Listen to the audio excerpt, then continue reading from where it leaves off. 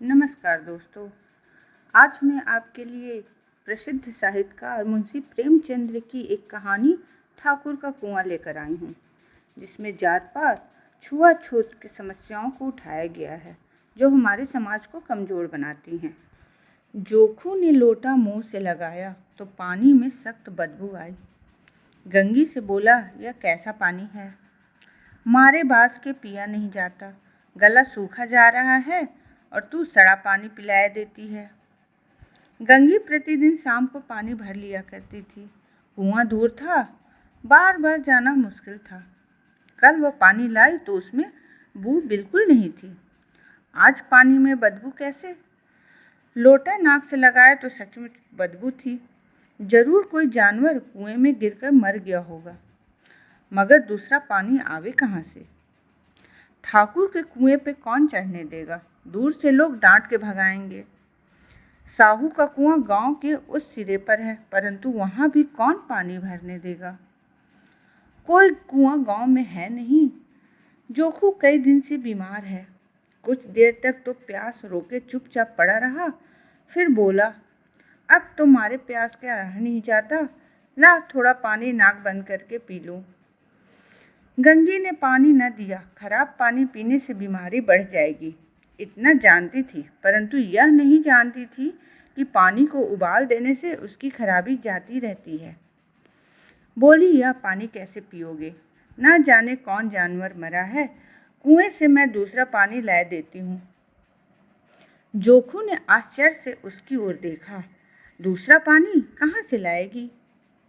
ठाकुर और साहू के दो कुएं तो हैं, क्या एक लोटा पानी न भरने देंगे? हाथ पांव तुड़वाए आएगी और कुछ न होगा। बैठ चुपके से। ब्राह्मण देवता आशीर्वाद देंगे, ठाकुर लाठी मारेंगे, साहू जी एक के 5 लेंगे। गरीबों का दर्द कौन समझता है? हम तो मर भी जाते हैं तो कोई द्वार पर झांकने नहीं आता। कंधा देना तो बड़ी बात है, ऐसे लोग कुएं से पानी भरने देंगे? इन शब्दों में कड़वा सत्य था। गंगी क्या जवाब देती, किंतु उसने वह बदबूदार पानी पीने को न दिया। रात के 9 बजे थे। थके मांदे मजदूर तो सो चुके थे। ठाकुर के दरवाजे पर 10-5 बेफिके जमा थे। मैदानी बहादुरी का तो न अब जमाना रहा न मौका। कानूनी बहादुरी की बातें हो रही थी।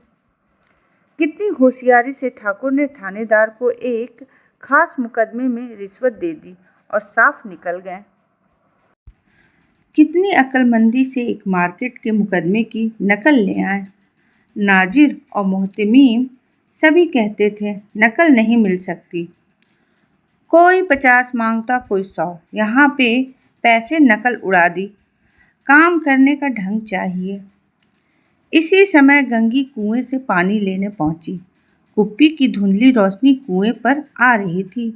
गंगी जगत की आड़ में बैठी मौके का इंतजार करने लगी। इस कुएं का पानी सारा गांव पीता है, किसी के लिए रोक नहीं, सिर्फ ये बदनसीब नहीं भर सकते। गंगी का विद्रोही दिल रिवाजी पाबंदियों और मजबूरियों पर चोट करने लगा। हम क्यों नीच हैं और ये लोग क्यों ऊंचे हैं? इसलिए कि ये लोग गले में तागा डाल लेते हैं।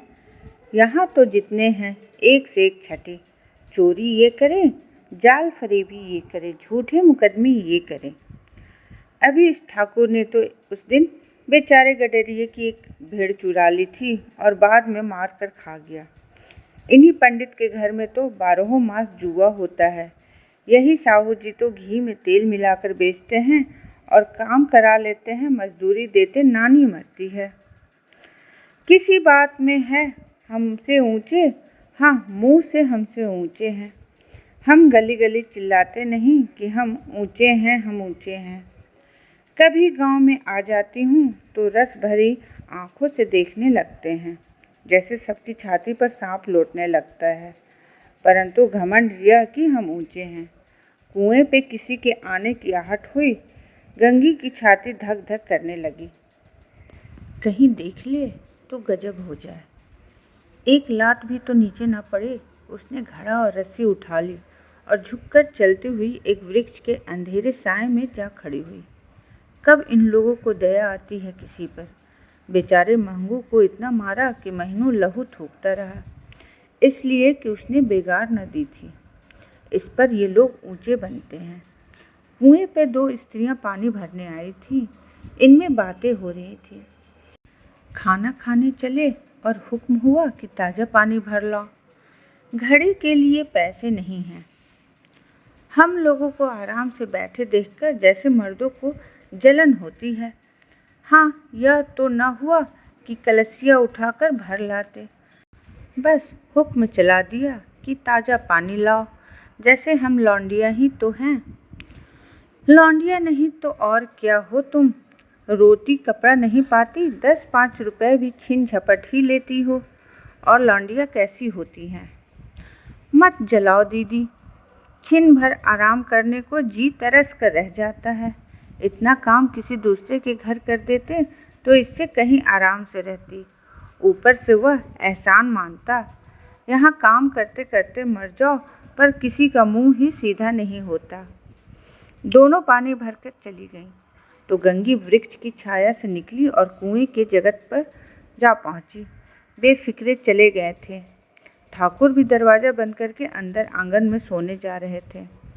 गंगी ने क्षणिक सुख की सांस ली। किसी तरह मैदान तो साफ हुआ। अमृत चुरा लाने के लिए जो राजकुमार किसी जमाने में गया था, वह भी शायद इतनी सावधानी के साथ और समझ बूझ कर न गया होगा। गंगी दबे पांव कुएं के जगत पर चढ़ी। विजय का ऐसा अनुभव उसे पहले कभी न हुआ था। उसने रस्सी का फंदा घड़े में डाला, दाएं बाएं चौकन्नी दृष्टि से देखा, जैसे कोई सिपाही रात को शत्रु के किले में सुराख कर रहा हो। अगर इस समय वह पकड़ ली गई तो फिर उसके लिए माफ़ी या रियायत की रत्ती भर उम्मीद नहीं। अंत में देवताओं को याद करके उसने कलेजा मजबूत किया और घड़ा कुएं में डाल दिया। घड़े ने पानी में गोता लगाया। बहुत ही आहिस्ता, जरा भी आवाज़ न हुई। गंगी ने 2-4 हाथ जल्दी जल्दी मारे। घड़ा कुएं के मुंह तक आ पहुंचा। कोई बड़ा सहजोर पहलवान भी इतनी तेजी से उसे न खींच सकता था। गंगी झुकी कि घड़े को पकड़कर जगत पर रखे कि एकाएक ठाकुर साहब का दरवाज़ा खुल गया। शेर का मुंह इससे अधिक भयानक न होगा। गंगी के हाथ से रस्सी छूट गई।